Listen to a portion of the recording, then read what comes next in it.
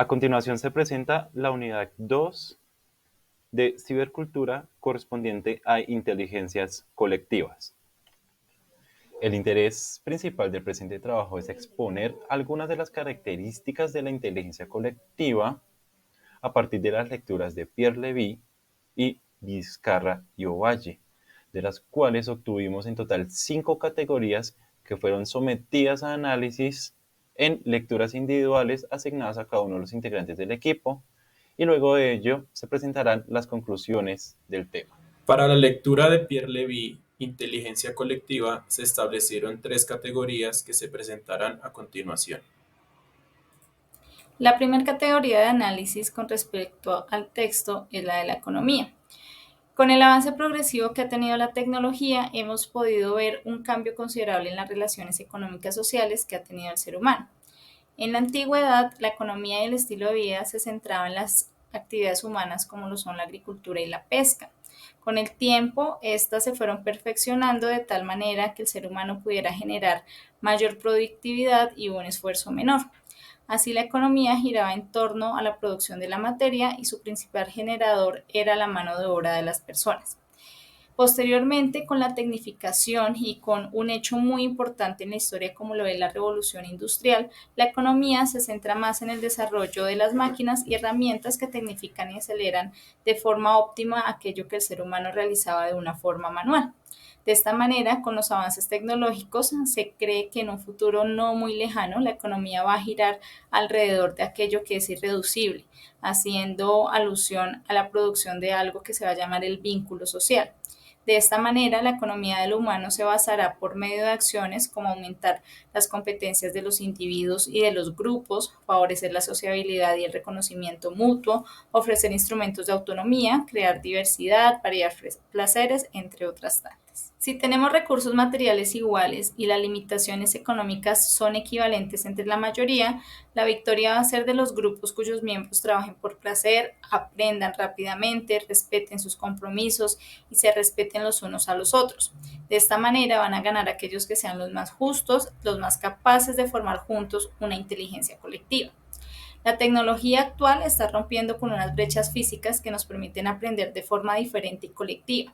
Ya no es necesario asistir al mismo colegio, ni siquiera estar en la misma ciudad o país, puesto que hay unas herramientas del ciberespacio que nos permiten y nos ayudan a comunicar con personas de otros lugares y de esta manera generar comunidades que comparten intereses en común y por lo tanto un aprendizaje y una inteligencia colectiva se van a desarrollar, ya que se tiene a disposición el conocimiento no solo el que está en el ciberespacio, sino también el conocimiento de cada individuo y por lo tanto de esta manera generar un intelecto colectivo. Por estas razones, la competitividad económica va a permitir que el sector de producción del vínculo se esté llamado a desarrollar. De esta manera, la economía del futuro, el capital será el hombre en sí. Como última frontera descubrimos lo humano mismo, lo no automatizable, la apertura de mundos sensibles, la invención, la relación, la recreación continua del conectivo.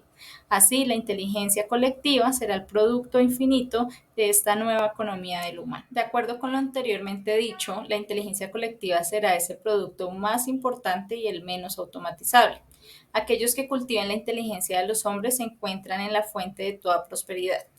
En ese sentido, el nuevo proletariado no trabaja ya sobre cosas, sino sobre masas humanas. Acompaña a los pueblos en el tránsito en medio de ese nuevo cambio. Va a humanizar los cuerpos, el comportamiento colectivo. Este nuevo proletariado puede entenderse, o un ejemplo de él serán los docentes.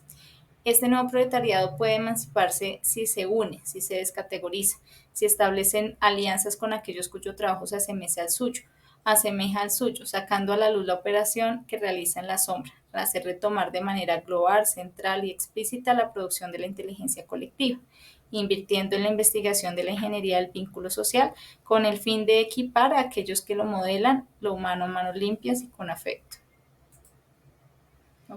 La segunda categoría de análisis son las técnicas. El hombre está acercado al conocimiento por medio de diferentes técnicas que van desde unas muy arcaicas a otras más avanzadas y sofisticadas, lo cual ha influido en la forma de vida y en las relaciones sociales que se han dado en la humanidad a lo largo de la historia. Esta tendencia se hace muy nítida en tres campos o dominios, los cuales son el dominio de la vida, de la materia y de la información. Inicialmente se da un proceso arcaico, el cual se relaciona con la forma natural en que se dan las cosas, como por ejemplo los vínculos sociales que se dan en las pequeñas comunidades donde todos se conocen entre sí, donde son importantes, aportan al trabajo y desarrollo de todos en pro de una conservación y protección general. Va de la mano con los procesos que ocurren en la naturaleza, que se dan de una forma lenta, progresiva, sin generar grandes afectaciones o cambios de manera inmediata. Por otra parte, tenemos los procesos molares, que como su palabra lo indica, hace referencia a cambios en grandes cantidades, que contrario al anterior generan repercusiones más rápidas tanto en el ser humano como en el medio que lo rodea.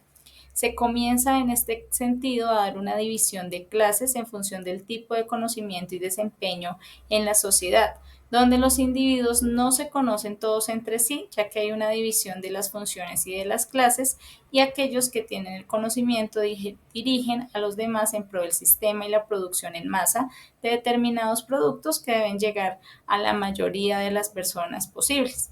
De esta manera, se tienen en cuenta las ideas de un pequeño grupo de personas que pertenecen a cierto rango.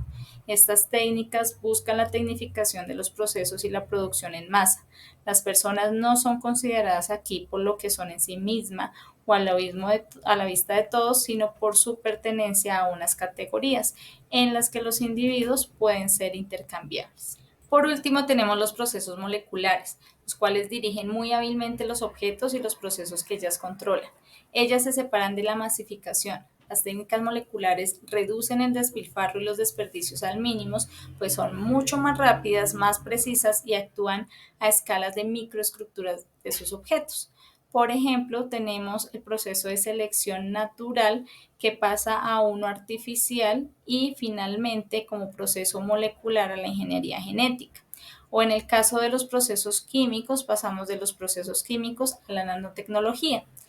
En la información se abre un ciberespacio que interconecta virtualmente todos los mensajes digitalizados, multiplica los sensores y semáforos, generaliza las interacciones y los cálculos en tiempo real. En cuanto a los colectivos humanos, se espera que se genere un proceso molecular, de tal manera que la apertura del ciberespacio permita prever las formas de organización económica y social centrada en la inteligencia colectiva y la valorización del humano en su variedad. Debido a que esta es una nueva técnica por inventar para la ingeniería del vínculo social, surgen muchos interrogantes, como qué nuevas reglas del juego social incitarán a no malgastar ninguna competencia o ninguna cualidad humana en general, cómo hacer evidente para todos que el otro es un portador único de habilidad y de creatividad, cómo pasar a organizaciones inteligentes en la masa. Entre estas hay muchas otras interrogantes que surgen a partir de esta nueva relación de vínculo social. Los grupos autoorganizados o grupos moleculares realizan el ideal de la democracia directa en las grandes comunidades en situación de transformación. Únicamente puede haber un grupo orgánico si cada uno de los miembros conoce el nombre de los otros, si se conocen entre sí. La gente puede obedecer reglas, seguir tradiciones, respetar códigos. Sin embargo, los principios organizadores no son fijados ni cosificados, ni depositados fuera del grupo, ya que son llevados por la comunidad como un todo. De esta manera, cuando un miembro de un grupo orgánico cumple una acción, los otros miden inmediatamente cómo este acto repercute en su situación. Para la política molecular, sin embargo, los grupos ya no son considerados como unas fuentes de energía que puedan ser trabajadas, ni como unas fuerzas a explotar, sino como unas inteligencias colectivas que elaboran o reelaboran sus proyectos y sus recursos, afinan continuamente sus competencias, buscan indefinidamente el enriquecimiento de sus cualidades. Un grupo molecular evoluciona a una temperatura ambiente, es decir, de forma lenta, sin unas rupturas brutales, reorganizándose en tiempo real y minimizando los atrasos, plazos y fricciones. La multiplicación de los colectivos moleculares presupone una decadencia relativa a la comunicación mediática en provecho de un ciberespacio que acoge las inteligencias colectivas, un ciberespacio un tanto más navegable y accesible cuanto el conjunto de las técnicas moleculares sean operacionales y disponibles a bajo costo. Así, la inteligencia colectiva en tiempo real y a gran escala necesita de una infraestructura técnica muy adecuada. La tercera categoría que establecimos va relacionada con la política. Las infraestructuras de comunicación y las tecnologías intelectuales siempre estuvieron en estrecha relación con las formas y organización de la economía y la política. El nacimiento de la escritura está vinculado con los primeros estados burocráticos, con las estructuras piramidales de jerarquía y con las formas centralizadas de administración económica evidenciada en los impuestos y en la gestión de las grandes propiedades agrícolas, etc. Posterior a ello, luego de haberse difundido la práctica de la lectura, cada individuo era capaz de tener conocimiento de las leyes y discutirlas.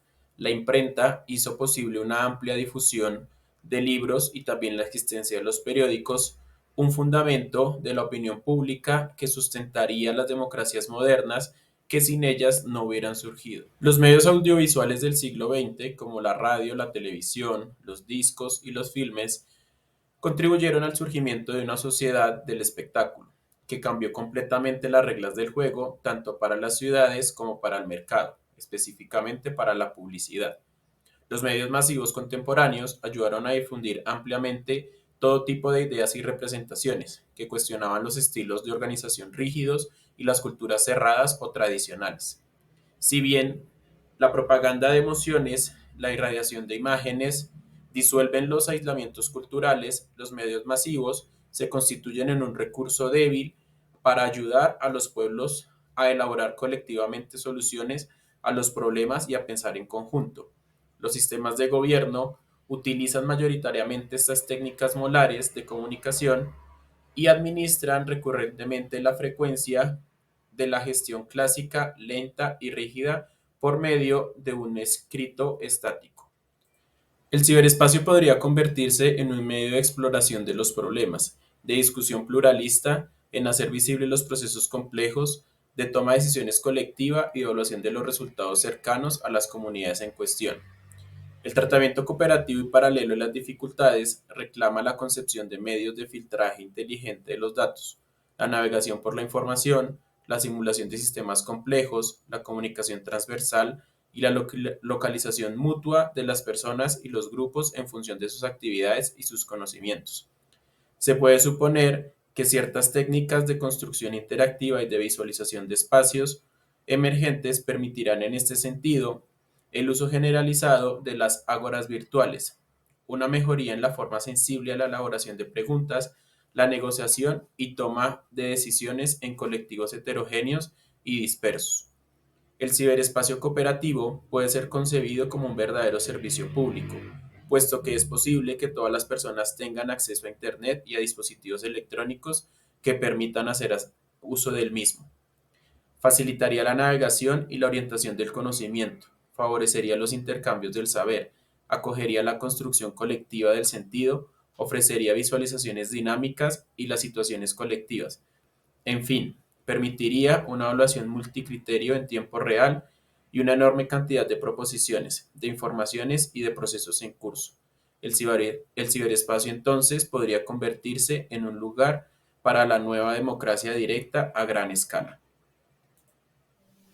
Para la lectura de ciberculturas, el estado actual de la investigación y el análisis de Vizcarra y Ovalle, obtuvimos en total dos categorías que serán presentadas a continuación. La transformación de los límites culturales nos muestra cómo se han venido modificando las interacciones que se dan entre sujetos gracias a los avances tecnológicos tan avanzados y tan rápidos que suceden en la actualidad. Y sobre todo, cómo estas concepciones de estas interacciones se han venido modificando. Por ejemplo, antes era necesario reunirse en tiempo presente y en físico con una persona para interactuar. Ahora se puede hacer a la distancia, en distintos países, distintas localidades, distintos continentes, inclusive se puede uno reunir en distintos tiempos, pues yo puedo dejar un correo electrónico, un chat y demás, y la persona a la que va dirigida me lo puede contestar en otro tiempo. De este modo, Vizcarra y Ovalle hacen una reflexión sobre cómo los medios y el Internet han venido transformando estos aspectos de la sociedad actual. Muestra de ello es cómo se han venido transformando la relación entre tiempo y espacio con respecto a las interacciones sociales. Pues antes estos dos ayudaban a determinar la ausencia o la presencia de algunos de los interlocutores. Es decir, un mensaje era comunicado en un lugar y en un momento dado. La comunicación requería de estar físicamente presente en el espacio donde sucedía y ahora, con los medios de comunicación masivos, esto se ha venido desapareciendo. Los autores señalan que esto empezó gracias a la invención de la imprenta, pues debido a ella, algunos de los interlocutores podía hacer falta, ya que el mensaje quedaría grabado en algún libro, en algún texto, página y demás. Asimismo sucede con otros medios de comunicación como lo es la fotografía, la radio, la televisión, el telégrafo, el cine, los periódicos y obviamente el Internet. De esta manera, estas tecnologías de la comunicación tienen la capacidad de mover a las personas grandes distancias sin necesidad de hacerlo físicamente, por lo que ya no es un impedimento comunicarse con otra persona en otra parte del mundo o en otra región, pues la distancia se vuelve relativa. Es decir, estos medios de comunicación permiten que nos acerquemos sin necesidad de estar físicamente en ese lugar. Lo mismo sucede con el tiempo, se ha vuelto instantáneo debido a que los mensajes se entregan de manera veloz y asimismo esperamos recibirlos de manera veloz, a diferencia de como sucedía antes, que era necesario esperar cierto tiempo, como cuando se enviaban cartas y correos, que tocaba esperar para que el interlocutor nos respondiera. Otra de las transformaciones que deviene con los medios de comunicación masivos tiene que ver con la relación existente entre lo local y lo global, teniendo en cuenta que son dos aspectos culturales que coexisten al mismo tiempo que se encuentran enfrentados. Vizcarra y Ovalle nos señalan que se mantienen nutriéndose para seguir existiendo, pero al mismo tiempo mantienen una constante tensión por superar la una a la otra. De este modo, es necesario comprender cómo lo local ha venido cambiando, pues antes era entendido como aquello que sucedía en un contexto físico, cotidiano, ligado a los sentidos, íntimo, pero ahora, en la perspectiva de la red, lo local está definido por el mismo sujeto y por la interacción o la influencia que recibe de aspectos globales o de aspectos locales provenientes de otra región. Eso quiere decir que lo local en la red se está construyendo desde lo global, pero al mismo tiempo esto local está sosteniendo la globalidad para que siga funcionando. A pesar de ello, lo local y lo global mantienen también pues una constante lucha, por así decirlo, pues lo global tiende a ser totalitaria, a delimitar aspectos del consumo, aspectos económicos y de los avances tecnológicos. Gracias a los medios de comunicación masivos, lo global prácticamente que dictamina qué tenemos que comprar, qué tenemos que comer, qué tenemos que consumir, cómo nos tenemos que comportar. Por su parte, lo local está buscando el reconocimiento de las prácticas culturales, de los aspectos locales, de prácticas ancestrales y de prácticas democráticas. Quiere reivindicar al sujeto, al individuo y a la comunidad. De este modo, estas transformaciones, tanto lo local y lo global, como el espacio y el tiempo, dan cuenta de cómo las interacciones entre sujetos se han venido transformando gracias a la masificación de los medios de comunicación, lo que en la red nos hace ciudadanos de un mundo cercano, inmediato, próximo, pero al tiempo tenemos que reconocer que somos ciudadanos en un mundo físico donde necesitamos del contacto, de la presencia y de los sentidos. Otra de las transformaciones que suceden gracias a la cibercultura es sobre el cuerpo, el cual ha pasado de ser una entidad física a una entidad digital, pues los medios ahora permiten interactuar sin necesidad de un encuentro físico. Es decir, nuestras relaciones se han vuelto incorpóreas. Sin embargo, es necesario recordar que seguimos manteniendo un cuerpo físico y corpóreo y este mismo se desea proyectar a través de los distintos medios como los videojuegos, las llamadas, los videos, los chats y demás. Todo en la red sigue evocando al cuerpo o partes de este, como los emoticones que expresan emociones, las caras, los avatares, las fotos de perfil, los personajes de los videojuegos, todo está humanizado de alguna manera. Esto hace que en la red nos comuniquemos de una manera más sencilla si encontramos sujetos que tengan un avatar o una imagen que nos parezca familiar, agradable, ya que esto demuestra confianza y seguridad. Es decir, el rostro sigue representando al ser humano y sigue facilitando la comunicación entre los sujetos. Las interacciones del sujeto es la otra categoría seleccionada y está relacionada con las transformaciones anteriormente señaladas, que son los sujetos al interactuar en la red quienes se dan cuenta y modifican estas transformaciones señaladas. Es necesario tener en cuenta que las interacciones se dan entre sujetos, pero también entre el sujeto y la máquina. La constante interacción de la que somos parte en la red hace que poco a poco desaparezca la frontera del individuo, haciendo que sea más difícil encontrar, construir y mantener una identidad personal. Hoy en día parece que esa identidad se ha vuelto flexible y se transforma constantemente debido a la interacción y al querer pertenecer a un colectivo.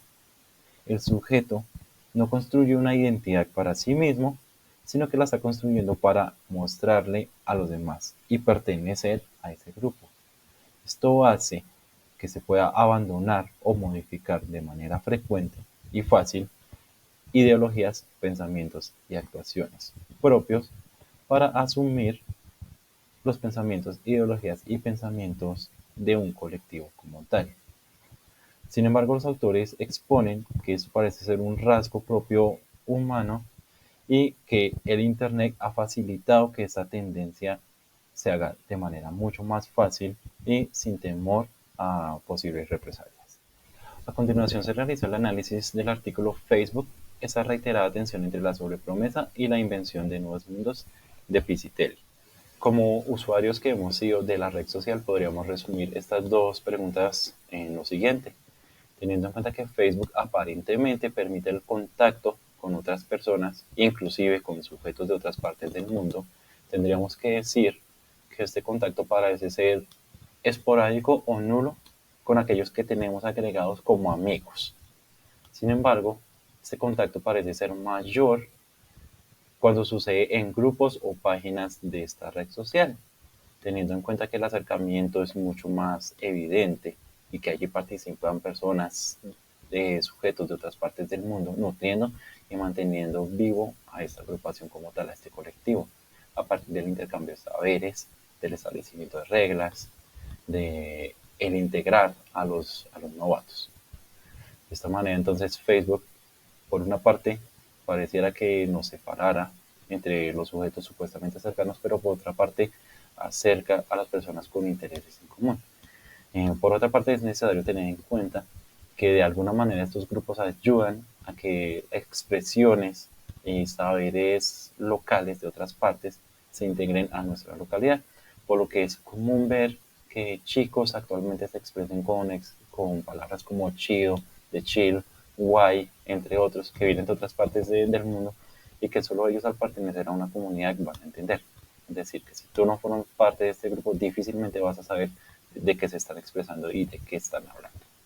En cuanto a las interacciones del sujeto, Piscitelli nos menciona que aunque esta red social permite tener cientos o miles de amigos o contactos surgidos a partir de amigos, amigos cercanos, amigos de amigos, etc., el contacto real que se establece entre ellos es mínimo.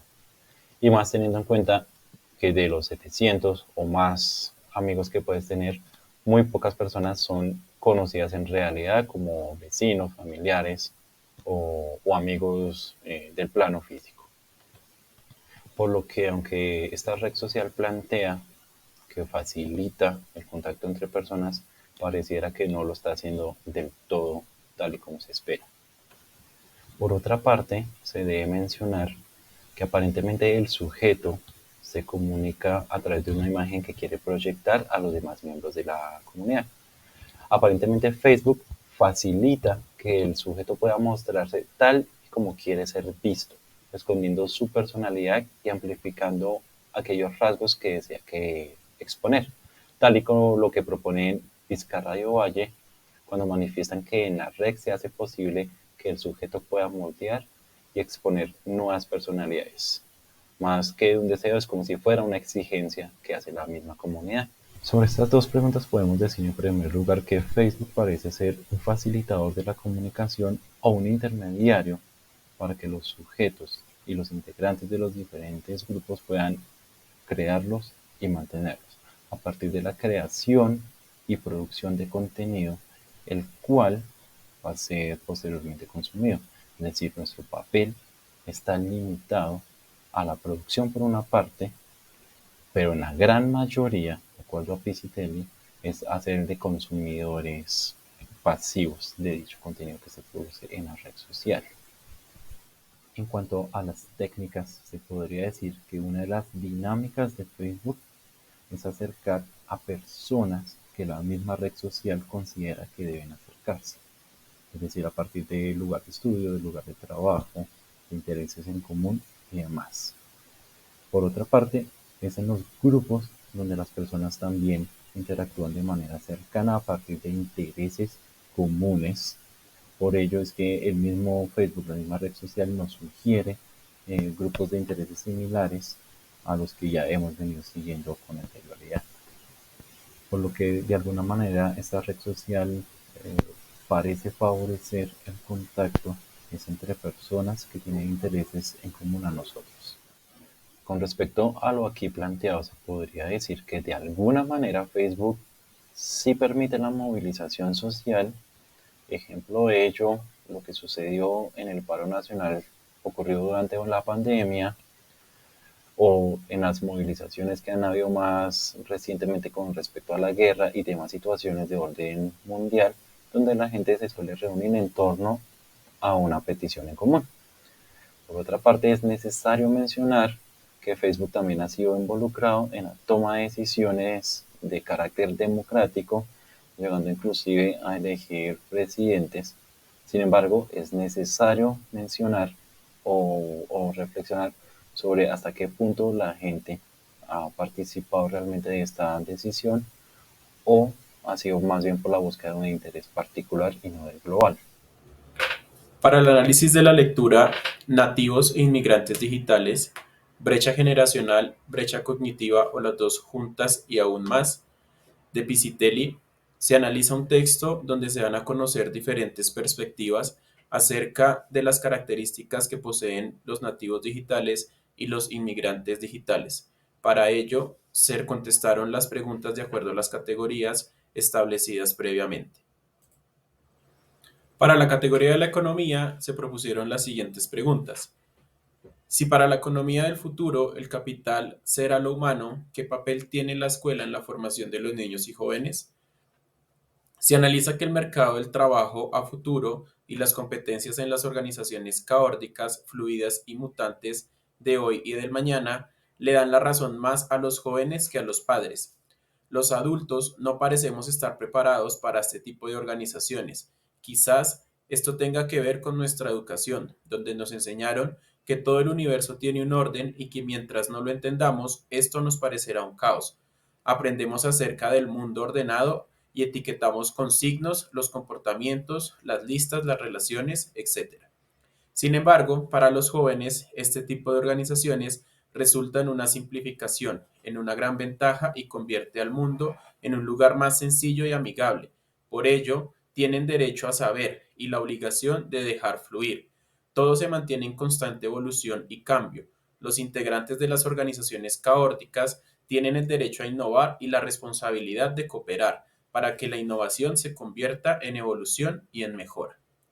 La segunda pregunta es, ¿qué deben entonces aprender los nativos digitales en cuanto a las cualidades humanas?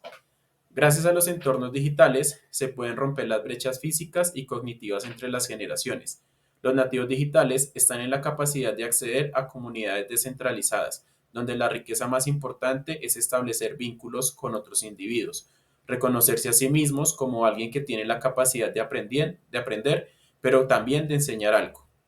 Se rompen con posturas individuales de competencia y se prensa en colectivo, en comunidad, donde para cooperar con el otro, ambos deben avanzar.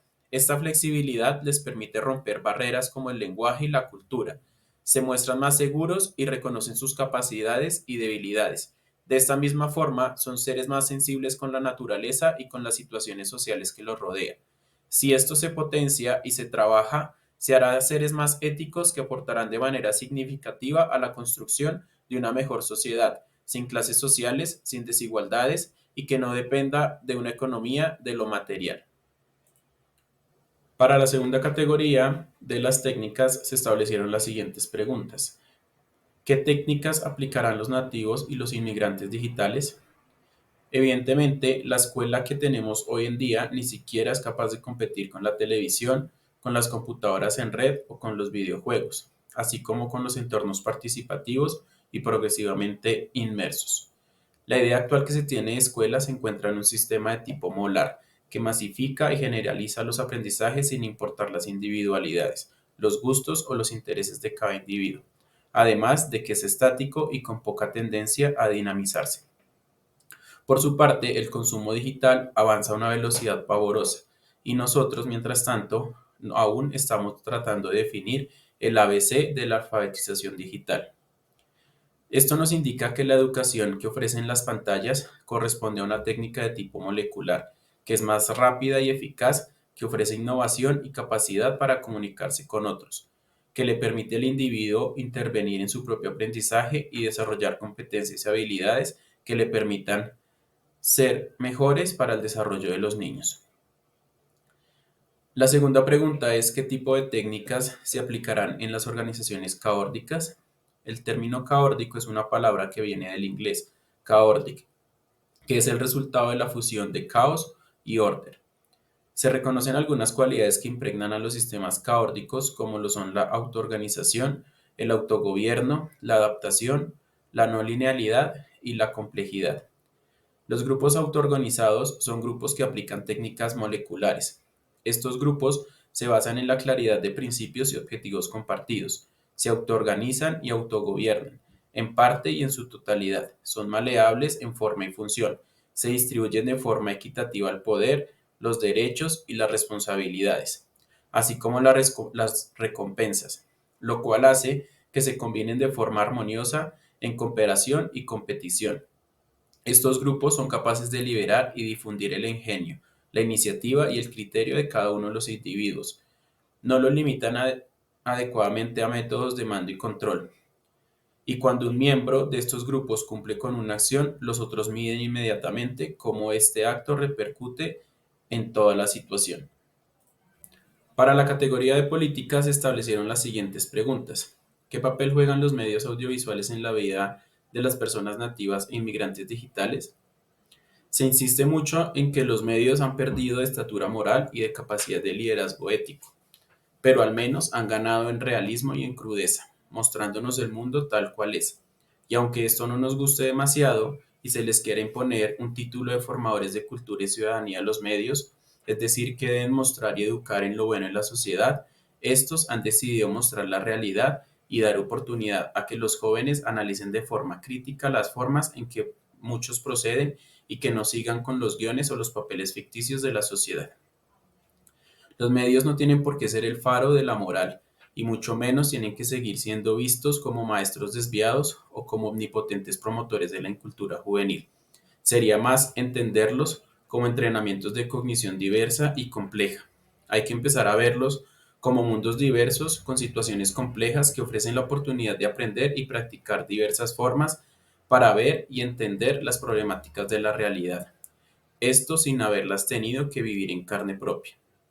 Aunque se diga que los videojuegos, la violencia televisiva, las comedias, las situaciones juveniles y especialmente los reality shows no tienen un valor nutricional e intelectual para la mayoría de personas, se ha demostrado con estudios que para aquellos que dijeron que aquello que era malo para la salud mental, especialmente lo que mencionamos anteriormente, se ha demostrado que esto resulta más que bueno e innovador para la mayoría de las personas. En la segunda pregunta, ¿por qué los medios masivos constituyen un recurso débil para ayudar a los pueblos a elaborar colectivamente soluciones a sus problemas y a pensar en conjunto? A pesar de que los medios masivos ofrecen un continuo flujo y enormes cantidades de información, como lo son las cuestiones de mayor demanda y probablemente las que causarían una mayor movilización de la sociedad en los grandes problemas del mundo no terminan ser por un bombardeo con cifras y cifras, imágenes, testimonios y otras estrategias que día a día no terminan por impactar a los individuos e involucrarlos o sentirse cercanos de estas problemáticas. No existe un verdadero desarrollo de las propiedades colectivas y el tratamiento o desarrollo de las soluciones, por lo que la mayoría solamente termina recibiendo información y no piensa en una solución simple y definitiva para resolverlos.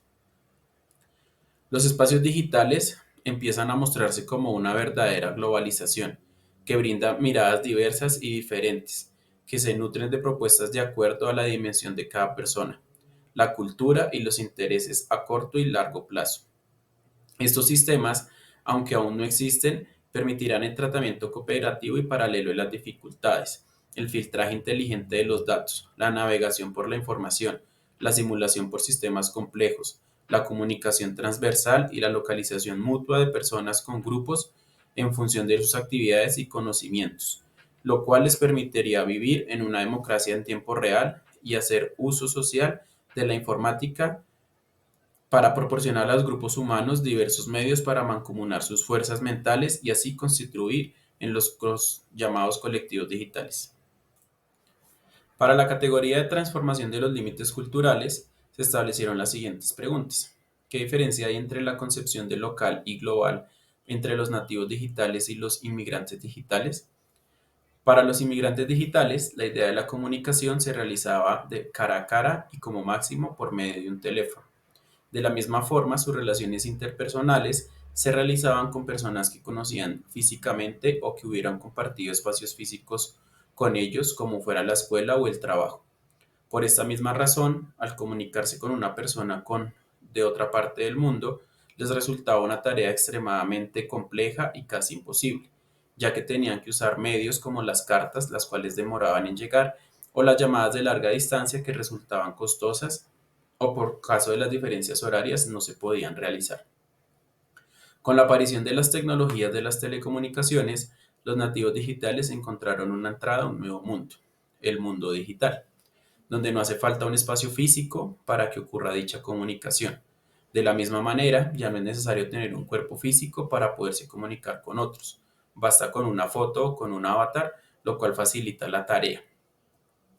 Lo más extraordinario es que ya no se deben esperar a enviar dichos mensajes. Los mensajes pueden enviarse de forma simultánea y podemos conectarnos con personas del otro mundo sin necesidad de espacios físicos o de medios como fueran los aviones o los barcos para transportar la mensajería. Esto ha abierto una brecha entre la concepción de globalidad y de local entre las distintas generaciones. Para los nativos digitales, lo local básicamente es lo que los inmigrantes digitales considerarían lo global. En la segunda pregunta, ¿cuáles son los límites culturales de los nativos digitales frente a los inmigrantes digitales? Para los nativos digitales, la riqueza de su cultura proviene del contacto con las personas que están en otros continentes. Esto les permite estar enterados de las últimas tendencias de la moda y las actualizaciones o avances en cuanto a los grupos culturales. Ellos se apropian fácilmente y adaptan todo aquello que les resulta llamativo e innovador y de la misma forma no tienen problema en cambiar sus corrientes culturales en cortos periodos de tiempo. Podría decirse que casi carecen de una identidad, aunque al indagarlos más a profundo y tener un conocimiento más de lo que están pensando, encontramos que tienen un amplio dominio de aquello que siguen y que esto se nutre día a día por las actualizaciones y por las investigaciones que realizan en el ciberespacio. Solamente que su permanencia en estas culturas es más efímera o va cambiando a la misma velocidad que lo va haciendo el mundo digital. Muy al contrario, los inmigrantes digitales basan sus concepciones en sus lugares de nacimiento o en sus lugares de residencia y la transmisión de estos conocimientos en su mayoría se realizan de forma oral y las fuentes resultan un poco difíciles de encontrar. Se aprecia que atesoran o que son un poco más arraigados con aquello que han aprendido culturalmente, razón por la cual tienen una dificultad para cambiar sus costumbres culturales, ya que muchos de ellos se sienten orgullosos de ellas y las mantienen y nutren a lo largo de su vida. Se les ve que es difícil que innoven y que acepten culturas emergentes. Para la categoría Las interacciones del sujeto, se establecieron las siguientes preguntas. ¿Cómo son las interacciones hombre-máquina de los nativos y los inmigrantes digitales? Para los nativos digitales, la integración con las máquinas en su vida la coinciden especialmente con los dispositivos digitales. Su vida se da en un entorno que ya no es físico y al que deben estar conectados la mayor parte de su tiempo. En este comparten experiencias con otros que, como ellos, están conectados al ciberespacio en otras partes del mundo. Constantemente están en comunicación y sus vidas pasan a ser de dominio público. Publican casi cualquier aspecto de su vida y estos pueden ser revisados al instante por aquellos que los siguen. Viven conectados con las tendencias y los cambios que les da el mundo y gracias a estos dispositivos, los nativos digitales pueden establecer comunicación con otros. Por su parte, los inmigrantes digitales son resistentes al uso de las herramientas. No conciben las herramientas digitales como presentes en todos los aspectos de su vida y aunque intentan usarlas, solamente lo hacen en momentos muy esporádicos o específicos, casi que las vuelven costumbres. Sin embargo, no conciben las herramientas digitales como indispensables para la vida, sino que la integran apenas como instrumentos que le ayudan en algunos aspectos de la misma. La segunda pregunta es ¿cuál es la identidad personal de los nativos digitales y de los inmigrantes digitales? Para los inmigrantes digitales, la construcción de su identidad se realizó gracias al entorno físico en el cual han compartido y vivido la mayoría de sus experiencias. Por ello se identifican como nacionales de un país y se les reconoce como ciudadanos. Las costumbres y prácticas sociales dependen también de dicho espacio físico, así como las personas que lo habitan comparten ritos y costumbres con sus conciudadanos. Por su parte, los nativos digitales no sienten este mismo arraigo por su lugar de nacimiento, no se sienten atados a un espacio físico y ya que han aprendido y han crecido con personas de otros continentes en el ciberespacio, se identifican o toman muchos de los ritos y costumbres de diversas partes del mundo. Se consideran a sí mismos como ciudadanos del mundo o como ciberciudadanos y su identidad es un poco más fluctuante y cambiante, ya que es flexible a los cambios y actualizaciones que les ofrece la modernidad. A continuación se presenta el análisis de la lectura, vitrinas de la intimidad en Internet, imágenes para guardar o para mostrar, de Diogo y Sibili, donde se analizarán las categorías previamente establecidas en cada una de las lecturas base. Para la primera categoría tenemos dos preguntas. La primera de ellas es, ¿qué relación tiene el uso que se le da a las fotos hoy en día con la economía de la sociedad? La economía en la actualidad no se basa en poseer y acumular como ocurría en los tiempos pasados, donde aquellas personas que poseían más cosas como ropa, relojes, carros, se consideraban aquellas que tenían una economía bastante buena. En la actualidad la economía se basa en el cambio constante de cosas, en donde se prueban, se usan, se disfrutan y se descartan porque vienen otras nuevas. Esto no quiere decir que los que poseen muchos bienes no tengan una buena economía, porque sí la pueden tener, sino que en la actualidad no hay tanto apego por las cosas o bienes materiales, ya que la economía busca que las personas adquieran nuevos objetos de forma constante y esto lo hacen por medio de las actualizaciones que presentan un nuevo atractivo, además de la obsolescencia programada que impide que un objeto dure en buen estado o con las utilidades necesarias por un largo tiempo. Así, las personas en la actualidad no buscan comprar y acumular, sino comprar, disfrutar, desechar para obtener algo nuevo. Asimismo, ocurre con el uso que se le da a las fotos. En tiempos pasados, las fotos eran aquellos registros que en primer lugar no se generaban todo el tiempo, sino en situaciones especiales como cumpleaños, grados, viajes, que después de ser reveladas se guardaban en álbumes, los cuales eran acumulados y guardados con gran importancia y nos permitían recordar el progreso y los hechos importantes que habían ocurrido en nuestras vidas, bien fuera de nuestras o de nuestros familiares o personas cercanas. En la actualidad, así como en la economía con los productos, las fotos se producen en masa, ya no en momentos especiales. Se pueden editar para generar la imagen que se desee para proyectar a los demás. Se usa, se disfruta en la medida que muchas personas las vean y opinen de forma positiva frente a ellas y por último se desechan para hacer uso de otras nuevas en tiempos muy cortos. Esta manera de dar uso a las fotos se puede generar, así como en la economía, una serie de consecuencias para los seres humanos.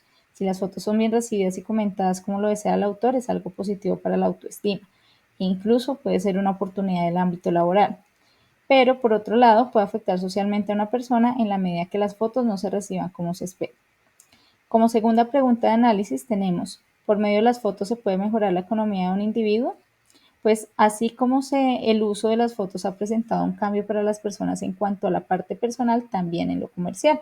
Hace unos años las fotos que se empleaban para realizar publicidad eran expuestas para la visualización de las personas a través de herramientas como mallas publicitarias, periódicos, revistas, volantes, en tiendas físicas o en otros recursos o medios. Sin embargo, esta publicidad no llegaba a todas las personas, sino a aquellas que tuvieran el acceso a dichas fuentes de información. Hoy en día las cosas son diferentes, puesto que por medio de las redes sociales o el ciberespacio se pueden publicar un sinnúmero de fotos de manera constante, haciendo que lleguen a una mayor cantidad de personas y que todos tengamos ese acceso a la publicidad. Las fotos aparecen de forma constante y se actualizan, esto con el fin de vender un producto, bien sea porque es útil o porque al mostrarlo de forma reiterativa se genera una especie de necesidad o deseo para usarlo. La forma en la que se editan las fotos actualmente incluye una gran variedad de herramientas, muchas de ellas gratis, permiten hacer que estos diseños de fotografía pues sean más atractivos y llamativos para los que ven y para los que compran. Esto puede ser una ventaja porque va a hacer que mayor personas se interesen por dicho producto, pero también puede ser una desventaja para el comprador en cuanto a que observa que el producto comprado es completamente diferente al promocionado. Entonces hay que sopesar las ventajas y desventajas que se dan con esta nueva herramienta publicitaria. La segunda categoría de análisis son las técnicas. La primera pregunta es, ¿qué tipo de técnica se evidencia actualmente con el avance de la fotografía? En la actualidad coexisten dos formas de trabajar los registros visuales. La primera se referencia a una técnica arcaica, la cual se referencia al hecho de imprimir en físico las fotografías familiares y personales, conservarlas con el fin de tener un registro visual sobre algunos hechos importantes de nuestras vidas o de nuestros seres queridos. Por medio de ellos podemos recordar de forma más cercana eventos o personas. En este sentido, la cantidad de fotos que tomamos no es tan amplia considerando la cantidad de días que vivimos y es importante para nosotros y para las personas cercanas. Conocemos a cada uno de los que aparecen allí, su vida, sus gustos, el por qué ya no están. Un álbum se va construyendo de manera lenta conforme pasan los años y seguirá siendo importante por algunas generaciones. Sin embargo, tenemos por otro lado la técnica molar en la fotografía. En este caso se hace alusión a la toma digital de muchas fotos de forma diaria. Un propósito al cual recurren muchas personas es tomar muchas fotos solamente para elegir una y publicarla, bien sea en el estado, en la red social, con el fin de que la mayoría de personas pueda verlas. Pero dicha foto, como en el caso anterior, ya no se toma con la intención de que perdure por semanas ni siquiera por días, sino la intención es cambiar esa foto lo más pronto posible. ¿Y para qué? Lo más probable es para que los demás sepan cómo estamos, pero no en un sentido de preocupación, sino para que sepan qué tipo de ropa utilizamos, a dónde viajamos, qué tipo de comida consumimos, lo felices que somos y así de una u otra forma tener una sensación de que en nuestra vida todo marcha bien, o por lo menos como la sociedad nos lo indica, que es estar bien y de esta manera tener un buen autoestima. Así esta técnica se hace molar en cuanto a que se produce en masa de forma más rápida que la arcaica, que está dispuesta para muchas personas, así todos no nos conozcan y al cabo de un tiempo ya no interesan, por lo tanto ya no sirven y terminan siendo desechadas o olvidadas. Cabe aclarar que este no es el único propósito que se le da a las fotos. También sirve como publicidad para lugares, objetos, convocatorias, entre otros, aunque con ciertas similitudes en cuanto a su duración y masificación. La segunda pregunta es, ¿de qué manera las fotos pueden ser empleadas en una técnica molar? Aunque aún hay dudas sobre el cómo mantener una técnica molar, es probable que el uso de las fotos en las comunidades pequeñas en el ciberespacio pueda ser una opción, puesto que no se publicarían fotos por publicar, sino con una intención más definida, con una función que permita que las fotos ya no sean desechadas de un momento para el otro, sino que perduren por un mayor tiempo, puesto que al estar involucrados en la construcción, en la edición y con una función específica, pues eso hace que la foto tenga un mayor valor y significado, la cual haría que ésta sea un poco más perdurable y significativa. En la categoría de política, la primera pregunta es: ¿qué usos a favor le puede dar la política a las fotos? En la política, en el ejemplo, para aquellas personas que se encuentran en una campaña o que ya han sido elegidas y muestran los argumentos a favor de sus ideales, tienen como una herramienta de comunicación adicional a las que tienen hoy en día con el desarrollo de la tecnología y el uso de las fotos en el ciberespacio, ya que las fotos en la actualidad tienen como una finalidad que sean vistas por el mayor número de personas posibles, esto a través de las redes sociales y pues del ciberespacio en general. Las fotos se pueden usar de tal manera que se vea lo que se quiere mostrar. Si en algún momento la foto no tuvo el impacto esperado, se puede eliminar y crear una serie consecutiva de imágenes que jueguen a favor de los intereses de la persona. Estas fotos pueden ser reales o pueden ser manipuladas para mostrar el tipo de realidad que se quiera vender, por medio de retoques digitales o por medio de algunas modificaciones. Se pueden borrar partes de la imagen o simplemente planear ejecutar un guión para la toma de la fotografía según la intención del emisor, de acuerdo con lo que se quiera mostrar. Como segunda pregunta está: ¿cómo se ve reflejada la política en las redes sociales que incluyen las fotografías? Los medios audiovisuales han sido una herramienta bastante importante en la política, ya que permiten y ayudan a difundir las ideas que se quieren dar a conocer a una gran cantidad de personas. Uno de esos medios audiovisuales es la fotografía, la cual no necesita tener un audio o un escrito y puede transmitir un sinnúmero de mensajes e interpretaciones, en este caso guiadas por el diseño que se ha hecho por quien la publica. En la era digital, la cantidad de imágenes que se pueden publicar no tiene límite y esto favorece obviamente al emisor, ya que el mensaje está llegando de manera constante a una gran cantidad de receptores. Si las personas, por ejemplo, para el caso de los candidatos políticos, ven una foto de uno de ellos, por unos segundos es muy probable que lo vayan a olvidar con el tiempo. Pero si la ven de forma repetitiva, pues eso va a hacer que quede de una u otra manera en el subconsciente y se puede ir generando una sensación de confianza hacia una persona que estamos viendo constantemente. De igual manera, así como las fotos pueden aportar de una forma positiva para quien las publica, también pueden estar sujetas a manipulaciones, realizando modificaciones que en algunos casos pueden ser falsas o generando memes que generen un disgusto en la mayoría de las personas. En cualquiera de los dos casos es importante saber si las personas realizan un análisis de las fotos que ven a diario, si creen en lo que se ve a primera vista o si hacen la tarea de hacer como una especie de filtro para identificar cuánta de esa información que me proporciona una foto es real o es manipulada, ya que eso influye en la toma de decisiones que nos afectan no solo como individuos, sino también como una población o colectivo en general. En la cuarta categoría, transformación de los límites culturales, la primera pregunta es: ¿cómo ha aportado la fotografía al cambio de la comunicación a las interacciones sociales? La fotografía es un medio que nos permite tener una comunicación con nuestros seres queridos o conocidos de una manera distinta, puesto que no necesita un contacto físico, es decir, de una forma presencial ni directo, ya que no necesitamos llamarnos o comunicarnos por medio de un chat, sino que por medio de las fotos podemos dar a conocer a los demás dónde vivimos, cómo estamos, qué lugares estamos visitando, cómo se encuentra la familia, entre otros hechos. Así, no es necesario contactar a una persona para saber cómo se encuentra, sino por medio de las publicaciones fotográficas que se realicen. Eso sí, debemos reconocer que en la actualidad no todos quieren dejar al descubierto cosas importantes de su vida al alcance de los demás. La segunda pregunta es: ¿por qué son tan importantes las fotografías en un mundo virtual?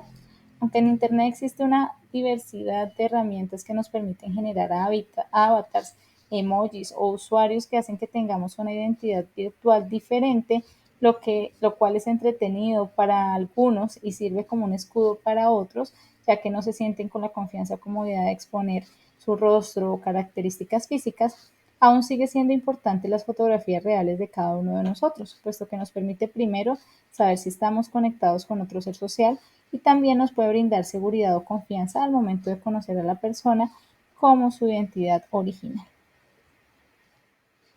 Por último, tenemos la categoría de las interacciones del sujeto.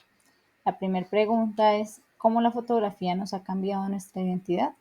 Como se ha mencionado anteriormente, una de las intenciones de las fotografías es darlas a conocer al mayor número de personas posibles y que estas fotografías sean aprobadas por el colectivo, lo cual nos hace sentir bien y que pertenecemos e importamos a una comunidad. Pero para que esto ocurra no basta con publicar muchas fotos, sino que éstas sean adecuadas y cumplan con una serie de estándares para la sociedad a la cual se está publicando. Así, la edición de las fotos juega un papel importante, generando que la edición llegue a tal punto que lo que se publica dista mucho de la realidad. Esos pequeños retoques que se comienzan haciendo con la intensidad de la luz, del brillo, de los colores, entre otros, han trascendido de tal manera que dan la posibilidad de crear nuevas identidades que gustan más que la real, y no solo en el aspecto físico del individuo, sino en el lugar en el que supuestamente puede vivir o viajar. Y esto presenta una implicación en la vida real, ya que las personas pueden sentir un choque de identidades, ya que al ver la realidad la pueden encontrar muy alejada o distante de la realidad virtual, lo cual puede generar una serie de consecuencias emocionales o psicológicas. Como segunda pregunta tenemos, ¿cómo la fotografía nos ayuda a generar interacciones con los demás? Ya que las interacciones sociales se están dando no solo de manera presencial, sino también a través del ciberespacio con personas de otras ciudades o países, las fotos son un medio que nos permiten hacernos una idea de cuál es la persona con la cual nos estamos comunicando, generando que de forma inmediata nos pueda transmitir una sensación de confianza e interés por conocer, o por el contrario, dudas sobre el tipo de persona que pueda llegar a ser. Por ejemplo, una foto familiar o de niños nos puede indicar que es una persona para la cual su familia es muy importante. Una foto con mascotas nos puede decir que ama a los animales, que es una persona sensible. Una foto de paisajes nos hace sentir curiosidad del por qué no se muestran las fotos, entre otros ejemplos. Así, las fotos son ese primer acercamiento hacia los demás en este mundo virtual de interacciones. Para las conclusiones hemos generado tres generales. La primera de ellas es, con el desarrollo de la tecnología y el ciberespacio, las interacciones sociales han comenzado a tener cambios significativos, lo cual genera unos cambios también en otros aspectos como en lo económico, lo político, lo social, cultural, entre otros tantos. Lo ideal es que esos cambios puedan ser positivos y a favor o en pro del beneficio del ser humano, y se pueda dar en la medida en que los avances no descuiden las consecuencias e implicaciones que estos tengan para la humanidad.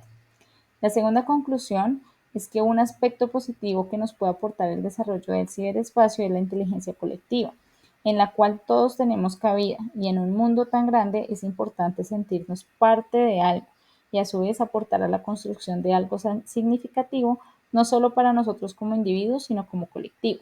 Son muchos los desafíos que se pueden presentar y las dificultades que impiden que esto se dé de la mejor manera, pero es el desafío al cual debemos estar dispuestos para crecer como sociedad. Por último, es innegable que los cambios que se han dado no son por un momento, sino que han llegado realmente para quedarse y de hecho para seguir transformándose. Es por ello que debemos estar al tanto de los mismos y no para frenarlos o evitarlos, porque esto puede ser una acción un tanto utópica, sino por el contrario para aprender a manejarlos y emplearlos a nuestro favor y aportar al desarrollo positivo de los cambios constantes que se están dando. Por último, muchas gracias.